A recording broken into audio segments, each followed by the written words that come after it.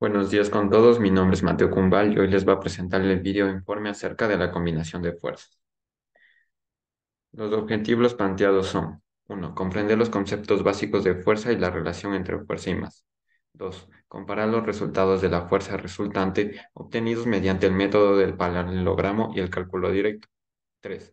Demostrar que cada fuerza de acción que actúa sobre un sistema se corresponde con una fuerza de reacción que equilibra el sistema. Para el método de estudio, primero activamos el conocimiento previo, después pasamos al montaje y el proceso del experimento. Posteriormente registramos los datos mediante tablas y al final hacemos el análisis y los resultados. Aquí encontramos una lista de los materiales y una foto de ellos por si acaso alguien quiera replicar este experimento.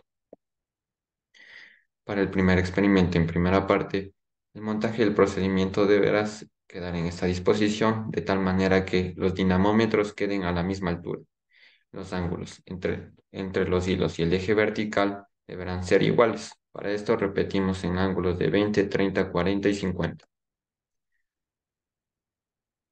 En el primer experimento, en su segunda parte del procedimiento será ahora con ángulos diferentes. Para esto variamos la altura del dinamómetro de 1 newton de tal manera que se cambie el ángulo alfa. Repetimos para estos ángulos.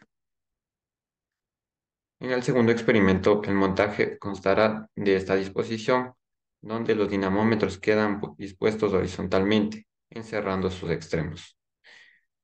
Uno de ellos deberá ser fijo y el otro móvil. Realizamos esto para 2 centímetros de separación.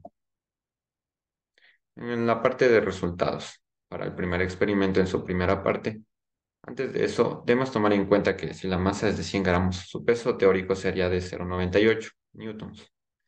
Aquí encontramos la tabla del primer experimento, donde vemos que los ángulos son prácticamente iguales y la magnitud de las fuerzas individuales son muy parecidas. Aquí vemos el análisis de la fuerza resultante, donde por el método gráfico y el método analítico se obtienen resultados muy cercanos entre ellos. Y hay otro ejemplo, por lo que podemos decir que las fuerzas resultantes obtenidas se acercan al peso de la masa en un intervalo de 0,93 newtons y 0,2 newtons en este caso.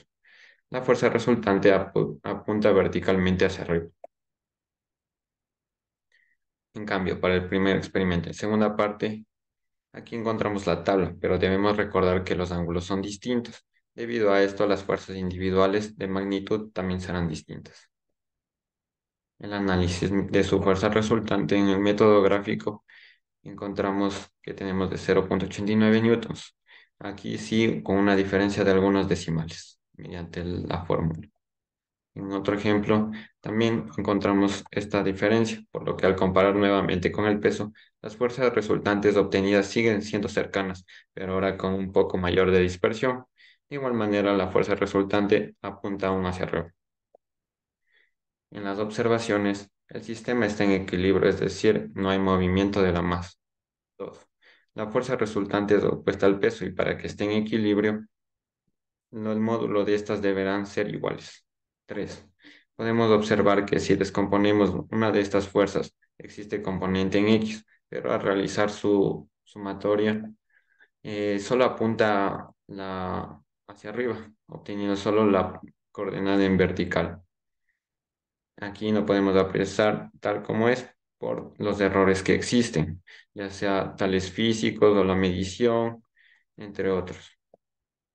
Bueno, pasamos al segundo experimento. Entre los resultados encontramos aquí la tabla, donde vemos que las magnitudes de las fuerzas son prácticamente iguales. Debemos tomar en cuenta que en esta tabla solo indica el módulo y no su dirección. En el análisis de la fuerza resultante por el método gráfico, encontramos una tendencia, que la fuerza resultante tiene valores cercanos a cero, por lo que en las observaciones. Al estirar el dinamómetro se percibe una fuerza que intenta alar nuestra mano. 2. El dinamómetro, al tener un resorte, experimenta una fuerza elástica. Esta es contraria a la fuerza que se le aplique.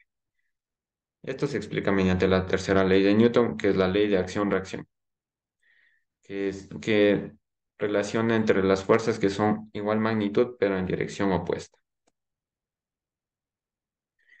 Y ya para finalizar las conclusiones y a manera de resumen, en la primera, al comparar los resultados obtenidos mediante los métodos del cálculo de la fuerza resultante, se tiene que son bastante parecidos, apenas con algunos decimales de diferencia. Esto también se debe a la exactitud y la escala utilizada en el método del paralelogramo. Dos, la fuerza resultante es un vector vertical, que si lo comparamos es un opuesto al peso.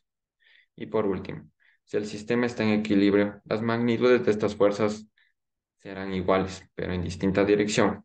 Una será la acción y la otra la reacción, como en el segundo experimento. Esto ha sido todo por hoy. Muchas gracias por ver.